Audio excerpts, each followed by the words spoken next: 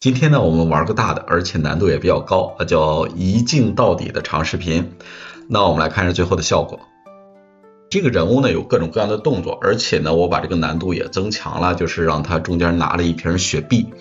当然这个效果呢不是特别的令人满意，但是呢我觉得用现在的技术手段，我们大概呢也只能做到这个水平。当然如果你把难度降低，比方说把那个可乐瓶的去掉，那么整个的这个做法呢就会更好一些。为了节省大家的时间呢，我整个的操作还是在云平台上来进行，也就是在我们的 Running Hub 上。大家呢可以通过 Running Hub.ai 进到这个平台，然后点击左侧的控制台，就可以新建和导入你的工作流了。好，下边呢我们就看一下这个视频它到底是怎么做出来的。那我们在上一个视频当中呢，其实给大家讲到了 Gemini 2.0 它的多模态的一个技术。那我们有一个原始的图片，可以呢控制它产生各种各样的动作。比方说呢，我们将双手摊开，那图片当中的女孩呢双手就摊开了，然后做了一个比心的动作，然后生成了一张雪碧的图片啊。我们希望这个女孩正在展示这个雪碧，反正我们能生成各种各样的动作，对吧？这样的话呢，提供了很多素材，而且它最大的好处是什么呢？就是它能保证这个人物的一致性。然后呢，大家可能也能想到了，我们就会用那个 Dash Tone 呢，也就是混元的首帧和尾帧来生成我们对应的视频。那这个东西我们在上一节课呢也给大家去尝试过啊，但是呢这节课有一些点呢大家需要注意一下。那我们先来看第一个动作的生成。那我们有两张这个图片啊，大家看到，然后呢我们可以生成对应的视频。这个动作是非常流畅的，但是在这儿有一些什么问题呢？注意啊，那我们在上一个视频里边用到的分辨率呢是512×512啊，这个是一个问题，大家尽量把它调大，调成720×720，我觉得这个是一个比较不错的一个效果啊。产生的图片依然发暗，但是整体的一致性的保持会更好。然后呢，我们可以通过颜色的校正呢，把它达到一个相对来说啊，就是比较好的一个水平。大家可以看到啊，这个效果还是非常棒的。另外就是这个主模型我选了一下 720FP8， 而不是原来那个量化版的啊，我们上节课用的是一个量化版的，这是大家需要注意的地方。另外就是这个帧的长度，你要根据你动作的复杂性来调。大家看一下，现在呢我们是女孩伸起双臂啊，所以说呢我们这儿用的是65帧，这个效果呢就比较好。但是呢也不是说每次这个帧数呢都要设成65帧。如果你的动作比较大那65帧是一个不错的选择。比方说女孩从这个摊开双手到比心，这个动作也比较大，那我们就是65帧。但是你看啊，这个女孩把手放下去，这个动作呢其实就比较小。那它这个时候呢，我们这个帧数就不要用65了啊，但是也不要太小。那我测试的比较合适的帧数呢，大概49。如果你再小的话，这个动作是不完整的，就是你最开始这个图片是没有的，它有放下的动作，但是起始的动作不见是它。所以说呢，49是一个比较好的选择。但是你会发现啊，这个还是有点长，这个手在这哆嗦啊，就是为了凑这个帧数啊，所以说这也是一个比较大的问题。我们能看到效果也是不错的。那这个你就根据你的这个情况来调了。那比方我们现在让它拿出一个可乐瓶子，大家看一下，这个动作呢其实也不够大，所以说它的帧数呢，我们这儿用的也是49帧。我们通过这样的一些手法呢，其实得到了一些视频。那我们可以看一下，那这些视频呢就是我们的原始的素材。那你现在看起来这些视频人物最起码是一致的，另外还有一些问题那其实你是看不出来的，你可以放到剪映里边去看。你放到剪映里边呢，你会发现它有一些闪烁，是不是能看得比较清楚？注意啊，我现在放这个，它这个背景啊，人物的脸呢都会有一些闪烁啊，因为它各个视频片段之间虽然我们说基本一致但是还是有一些问题的。那下边呢我们就需要做一些基础的修复，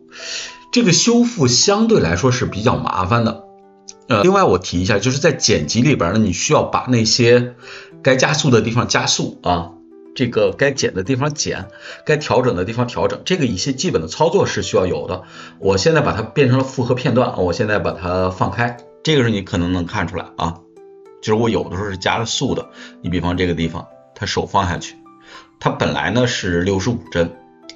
这个其实是太长了，那个动作有点太拖沓，所以说我们这儿做了一个2倍的加速。另外的话就是有一些它中间有一些抖动特别大的片段呢，我们是需要剪掉的。另外呢，你像这个地方，其实我是做了这个饱和度的调整的，因为如果我还原的话，你会发现它的脸呢是比较红的，所以说呢，大家可以通过调节里边的色轮调整，然后把这个脸呢给它稍微的校正一下。当然这个不需要特别专业的知识啊，你不能像真正的剪辑师一样能把它调到你想要的一个水平，但是能达到一个基本可用的状态啊，这是我们需要注意的。另外就是把一些不需要的帧剪掉，比方说在后边你会发现这个不太好，那你可以这个后边可以不要，是吧？所以说呢，做一些基本的修剪。这个我给大家演示，我就简单的处理了一下。处理之后呢，我们下边就要解决这些问题了。那这个问题怎么去解决呢？我们首先还是看修复的工作流。修复的工作流呢有2个。这个其实就是我们那个 One 的那个放大的工作流，这个之前也给大家说过。那它基本的思路呢，其实是将我们的原始视频经过一个 resize 之后，然后呢，我们经过 VOE encode 把它放成一个这个 latent， 然后直接给它进行采样，而且我们这个采样是半采样。啥叫半采样呢？就是这个降噪系数不是1我这儿用的是 0.5， 但是这个我们跟之前的那个工作流那个稍微有一些不同。有什么不同呢？你注意我这儿加了一个segment anything， 也就是我下边呢其实是要分开去处理的我先要处理背景，现在它主要问题就是比较闪。那我怎么做呢？那我首先把人给它分割出来，这儿我写的这个提示词呢是 person 和 body。 完了之后呢，我把它反转了一下，为了让大家看得清楚，我现在呢给它展示了一下。那你会发现在这里边的话呢，我要的遮罩其实是背景不是人。那这样的话呢，我们就可以进行一个采样。大家注意采样之前一定要记得加这个节点就这个差分的节点，因为呢如果你要不加的话呢，它这个像素级的绘制能力是不够的那我们看一下处理过之后的。处理过之后呢，你会发现背景的闪烁呢很大程度上被我们抑制掉了，但是脸的闪烁还是有的。所以说呢，下边我们要进行第2步的修正。第2步的修正其实还是这个工作流，其他的都完全一样，但是就是这个遮罩我们用的时候呢，是将这个 face 和 eyes 就是我们将它的脸给它拿过来，因为剩下的里边变化比较大的就是这个脸注意在这儿如果你去用的话就不用反转了，对吧？而且我这儿做了一个什么呀 growth mask， 做了20点的这个遮罩的扩展。同样 set latent noise 我们进行区域的重绘，局部的重绘。同样不要忘了加差分网络，这儿我同样是用 0.5， 然后我们看一下这个效果。这个时候呢，脸部的闪烁也没有了，但是整体会有变暗的这种情况，能看见吗？那关于这个工作流呢，我需要给大家解释一下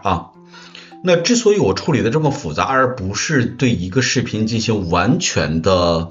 这个半降噪处理，还是因为它这个动作比较多而且手里边有一可乐。如果你要是进行一个 0.5 的整个视频的降噪的话，这个可乐会变形，它甚至都不像一可乐它可能像一纸片或者像一什么东西，所以说呢处理起来是不太精细的。当然这个得看视频的状态，如果视频里边没有这个可乐，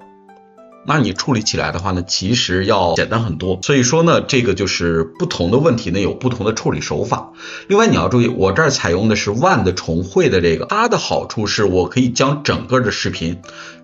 将近10秒这个视频给它完全的给处理掉。因为呢这个模型比较小，大概6个多 G 如果你要是用One14 bit 的大视频，这个是处理不掉的。所以说呢，你要根据模型的特点来利用它，而且呢它采样的速度还是很快的。那有人说我可能不太喜欢这方法，因为这个镜头的抖动太厉害了。那其实原因就是一个可乐罐子。所以说呢，还有一种处理手段你看一下，可以这样处理。这个时候呢，我取遮罩，我取的是 hands 和 bottle 就是我现在取手和这个罐子，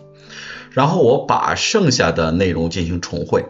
那你看一下生成的遮罩呢，其实是有一些问题的，它有闪动，对吧？然后而且会有整个人出现，但是大部分情况呢，这个手和罐子都是存在的。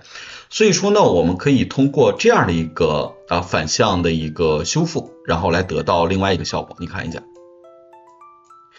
这个效果的话呢，它整体的闪动可能就要小一些，虽然也有，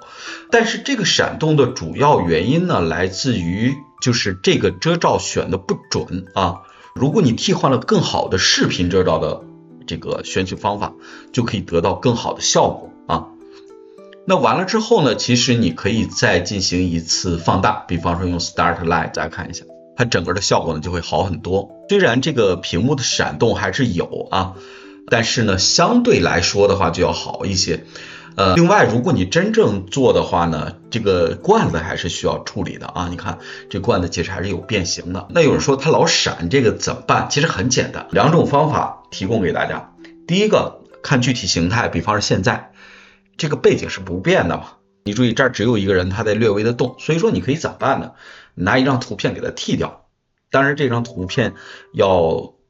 通过这个人物的外部绘制，反正你要和这个人物的光影保持一致，或者是呢你把这个人物抠掉，然后呢把这块给它补上，那用这种方法得到一张图片，然后整个视频都用这张图片，那屏幕的闪动就没有了，那你只需要修复人的闪动啊，所以说这是比较简单的，容易处理。再粗暴一点的方法，你可以在闪动的这个地方加什么？加特效啊，加这个视频剪辑里的特效，比方说闪黑，你加一些特效，把这个给它盖住。就是你不要说我一定要把它去掉啊。这个有的时候啊，我们在追求20%的效果的时候，需要付出80%的努力，这个是你需要注意的。其实我们今天讲的呢，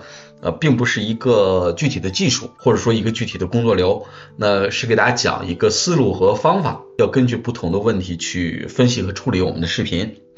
好，今天呢我们就说这么多，关注我，做一个懂爱的人。